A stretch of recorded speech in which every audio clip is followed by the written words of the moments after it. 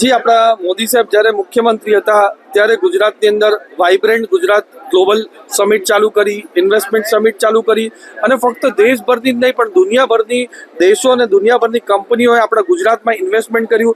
એના થકી આજે ગુજરાત પૂરા આપણા ભારત દેશનું સૌથી સમૃદ્ધ રાજ્ય બનીને ઉભર્યું છે. અને એ જ ગાથા હવે આપણા મુખ્યમંત્રી ભૂપેન્દ્ર પટેલ સાહેબ અને ઉપમુખ્યમંત્રી હર્ષભાઈ સંઘવીએ ચાલુ કરી છે. અને એમાં ખાસ કરીને રિજનલ આપણા વાઇબ્રન્ટ ગુજરાત કોન્ફરન્સનું આયોજન કર્યું છે.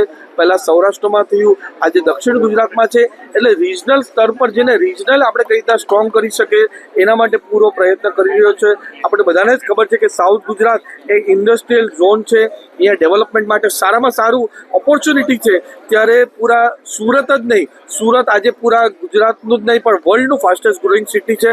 પણ સુરતની સાથે એટલી જ તકો નવસારી, વલસાડ જિલ્લો, વલસાડ જિલ્લામાં વાપી, સરીગામ, ઉમરગામ સાથે જ આપણું જે ટ્રાઇબલ બેલ્ટ છે એમાં કઈ રીતના વિકાસ કરી શકે એના માટે આ ગ્લોબલ સમિટ રાખ્યું છે. કેટલા બધા દેશોના આજે ડેલિગેશન આવ્યા છે, એમની સાથે વન મીટિંગ કરીને પછી એમાઉન્ટ ફાઇનલ કરીને આપણો ગુજરાત કઈ રીતના વિકાસશીલ બને એના માટે પૂરો પ્રયત્ન કર્યો. વાઇબ્રન્ટ સમિટની વાત કરવા જઈએ તો અમારે એક અનેરો આનંદ છે, કારણ કે ઇન્ડસ્ટ્રીની વાત કરવા જઈએ તો ઓલ ગુજરાત ટેક્સટાઇલ ફેડરેશનનો પ્રેસિડેન્ટ અને વાઇસ પ્રેસિડેન્ટ HGCCI. ત્યારે હું એટલું કહી શકું કે સરકારે વન ક્લિકથી આ દક્ષિણ ગુજરાતના કહેવાય ખાતાને ભરી દેવામાં આવ્યા છે. 1339 કરોડ રૂપિયા એક ક્લિકથી માનનીય ડેપ્યુટી CMએ જે રીતે એક આગાસ કર્યો છે ઇન્ડસ્ટ્રીઝને આપી દેવા માટેનો, બધાના ખાતાની અંદર 1349 કરોડ રૂપિયા આપ્યા છે. એને લઈને એવું લાગી રહ્યું છે કે ઇન્ડસ્ટ્રીઝને સરકાર એક 1-to-1 એક બ્રિજ બનાવવા માંગે, ઇન્ડસ્ટ્રીઝ અને સરકારની વચ્ચે એક બ્રિજ બની રહ્યો છે. અને હું એવું માનું છું કે એને લઈને દક્ષિણ ગુજરાત છે એ ગ્રોથ એન્જિન છે અને દક્ષિણ ગુજરાત આવનારા દિવસોની અંદર વધારે ગ્રો કરશે. કારણ કે માનનીય મુખ્યમંત્રી શ્રી અને માનનીય ડેપ્યુટી CM પૂરી સરકાર આજે જે રીતે દક્ષિણ ગુજરાતની અંદર આ વાઇબ્રન્ટ રિઝલ્ટ રાખવાની વાત કરી છે એને લઈને દક્ષિણ ગુજરાત વધારે આગળ વધશે. માત્ર ટેક્સટાઇલની વાત કરવા જાવ તો ઓલ ઇન્ડિયાની અંદર વધારે રોજગારી આપતી કોઈ ઇન્ડસ્ટ્રી હોય તો ટેક્સટાઇલ છે.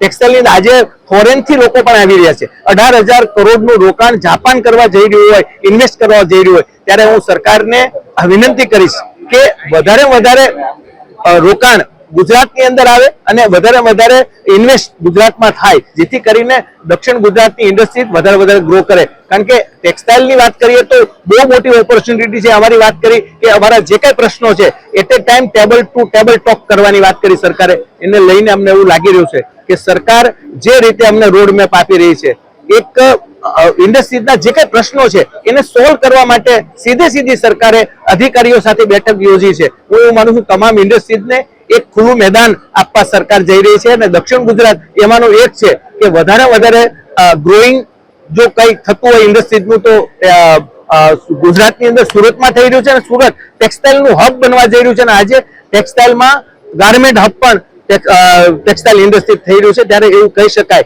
કે સરકાર જે રીતે એના એક પછી એક જે કદમ મિલાવી રહી છે અને આજે 2 દિવસની રીઝન અહીંયા રાખવામાં આવી છે એને લઈને મોટી ઓપોર્ચ્યુનિટી ટેક્સટાઇલ ઇન્ડસ્ટ્રીઝને છે, ફાર્માને છે, કેમિકલને છે, તમામ ઇન્ડસ્ટ્રીઝને વધારે કેવી રીતે ગ્રો કરી શકાય એની માટે તમામ પ્રશ્નોને લઈને સરકાર આજે ચિંતિત અને એને ટેબલ ટોક કરીને સોલ્વ કરવાની આજે વાત કરી છે.